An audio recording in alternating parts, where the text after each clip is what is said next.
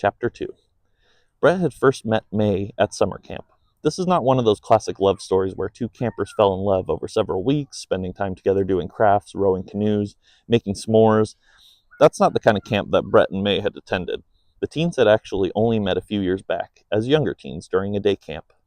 Unlike the lucky children who got to stay in cabins and spend 24 hours a day enjoying the outdoors and each other's company, Brett and May had attended a much more affordable option where their parents would cart them to and from a remote site on someone's ranch. There, the teens would listen to stories from the staff, who were either only a few years older than the campers themselves or many decades beyond when they should be trusted with caring for another human being. Camping that way was better than nothing, and it was all either family could afford. After a couple of full 360-degree rotations, tightly holding one another, Brett put May back on her feet and leaned back to get a good look at her. Yep, that was definitely May. He shook his head in disbelief, both that he hadn't recognized her and that she was now standing right here in front of him in the St. Farr schoolhouse. Neither teen spoke for a moment. Brett's friends, who had been playfully joking about their morning soundtrack, decided to be good wingmen and gave him some space to operate.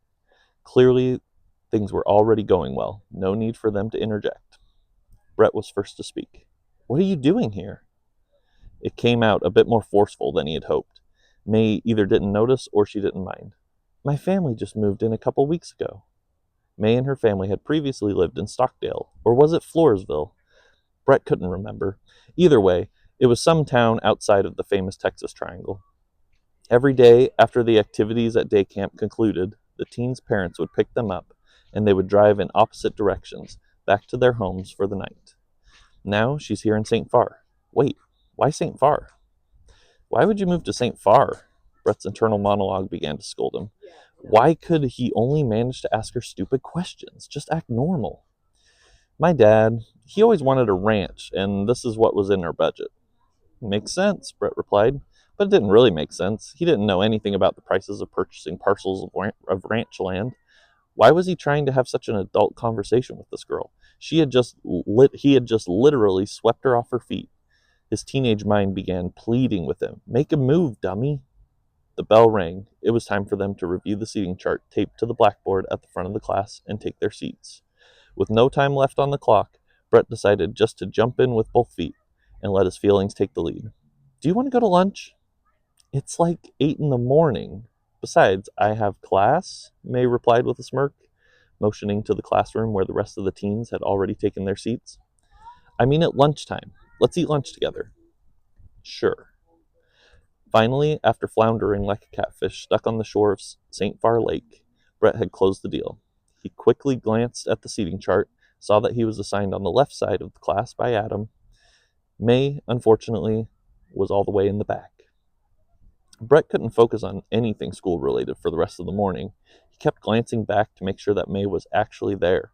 The whole situation felt surreal, like at any moment he might jolt awake with a sharp gasp and find himself back in bed. She was there every time, meeting his eyes with a big smile as bright as her t-shirt. The old bell above the doorway rang, indicating it was time for lunch. The school in St. Farr didn't have a cafeteria, but they did have a basketball court. All the children from the elementary and middle school classrooms, lunchboxes in hand, sprinted across the entryway to enter the old wood-floored gymnasium. The younger grades all ate lunch in the gym. The high schoolers were allowed to leave campus for lunch if they wanted, but most never did. There was only one restaurant in town, Harvey's. It was small and almost always crowded at lunchtime. Before he even arrived at school, Brett had decided he was going to brave the crowds and the old-timers and eat lunch at Harvey's. It was the first day of his senior year. That was something to celebrate. Now that May was here, he had even more reason to celebrate. Ready to go? Adam said, putting his arm on Brett's shoulder. Shoot, he had already told Adam, Alex, and Jacob that he would go to lunch with them today. The boys were going to be running the school this year, and they needed a chance to strategize and enjoy their seat at the top of the upperclassmen. Yeah, Brett said. Just a sec. Brett hustled in an awkward run-walk, squeezing past a few students who were slower getting out of their old wooden desks. May waited patiently for him to arrive at the back of the class. If they were going to go to lunch, Brett would need to come pick her up, like a proper date. Now he was pulling up, walking like someone who had just gotten a loud phone call in the library. Hey, are you ready to go? Yeah, let's go. Brett signaled that May should follow him and started walking to the front of the class. Instead of walking through the classroom doorway, they took a sharp left and stopped at the group of three unamused looking boys. All right, let's go, Brett said to Adam, Alex, and Jacob, trying to pretend like there was nothing weird about having both a strategizing session with the boys and a first date with the new girl over the same Harvey's patty melt. The boys begrudgingly understood. They would have done the same thing if they had a girl who was clearly interested in them on the first day of senior year. The group walked together along the old brick streets, hardly talking. Had it not been for Pat cheerfully reminding the entire community of the upcoming basketball game, the walk would have been nearly silent. The dining room at Harvey's was nearly empty when the teens arrived. No one was inside except the old timers and Harvey himself. That wasn't uncommon. The old timer sat at the counter every day, all day, eating breakfast, lunch, and dinner at the small cafe and tormenting the other customers in the time in between. The outside of the restaurant, however, was packed. The entire sidewalk was filled with shopkeepers, ranchers, and farm help, all avoiding the old timers while waiting for their to go orders. Why is everyone out here? May asked. The boys just chuckled. Together, the group of five entered Harvey's through the door Jacob had opened. An electronic chime ding-donged as the group walked in. Although the restaurant didn't have many bodies inside, the restaurant was hot and filled with the spirit of chaos. Harvey was working quickly at the grill, his back facing the dining room. A few feet from him was the counter where the old timers all turned around to see who dared enter the small town cafe looking for a meal at lunchtime. The old timers were a group of 6 old men who all seemed to blend together. All of them were named something that never could have been a young man's name. Larry, Bernard, Clyde, something like that. No one in town could tell one from the other, so they were just collectively called the old timers. Seeing it was a bunch of teens crossing the dining room, the old timers began stretching their necks and cracking their knuckles like a bunch of middle-aged English hooligans prepared to clash with a group of rival men far too old to engage in bad behavior. You on 4 dates at once? Lucky girl. Just one, May replied simply with a smile. Wait, was this a date? Brett hadn't thought about it. He had invited her to lunch, and he was planning on paying for the meal, so it was pretty close.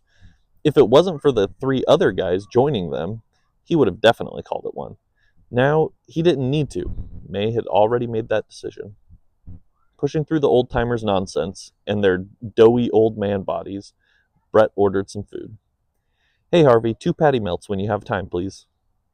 Sure, Harvey replied without turning away from the steaming flat-top stove. Brett walked a few feet back to May, while the other boys assumed the same position Brett had just occupied and ordered their food. I ordered you a patty melt. Thanks. A small pause in the newly started conversation. Brett and May smiled at one another, while It's Gonna Be Me played softly over the speakers, courtesy of KOBO. Pat loved her boy bands. Brett didn't feel the need to fill the quiet moment with words. He did, however, wonder if May felt that same way, or if she thought that this was the worst date that she'd ever had. Jacob came back to derail that train of thought. Ordered food, we're going outside. Sounds good, Brett replied.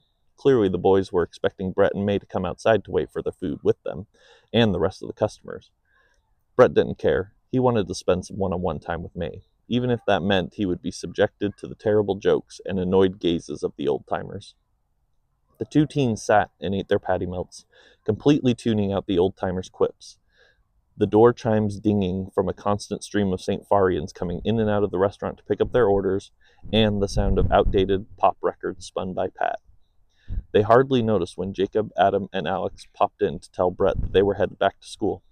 Brett took his time, finishing his lunch. Then he and May walked back to the school alone, showing up late to class. The teens attempted to quietly enter the classroom without being noticed, but no one misses the arrival of a tardy student in a school that small. Every high schooler in that classroom knew before either Brett or May did. These 2 kids were falling in love. Once again, Brett and May sat, separated by a small sea of wooden desks and students of various ages. The second half of the school day seemed to take forever. Finally, the bell rang once again, releasing the captive students to return to their outside lives. May gathered her things and rushed to the door. Brett met her there and kept her pace. You want to go do something? Can't. My dad's picking me up. I need to get out there, May replied, gesturing to the front of the school. Wait, are you going to the basketball game tonight? I wasn't planning on it. Oh, come on. The whole town's at every game. That was true. The entertainment options in St. Farr were few and far between. Social events of all kind were heavily attended. I'll ask my dad. Sounds good. I'll give you my number and you can call me. I don't have a phone. Brett was shocked. You don't have a phone? May felt a little embarrassed. It wasn't that she wasn't allowed to have a phone, her parents just hadn't gotten around to getting her one. I have one at my house. I could call you. She reached into her pocket and pulled out a pack of gum. Write your number. Brett grabbed a pen out of his backpack and quickly scrawled his number on the empty flap of the box of gum. Make sure you give me the right one this time, May said with a smile.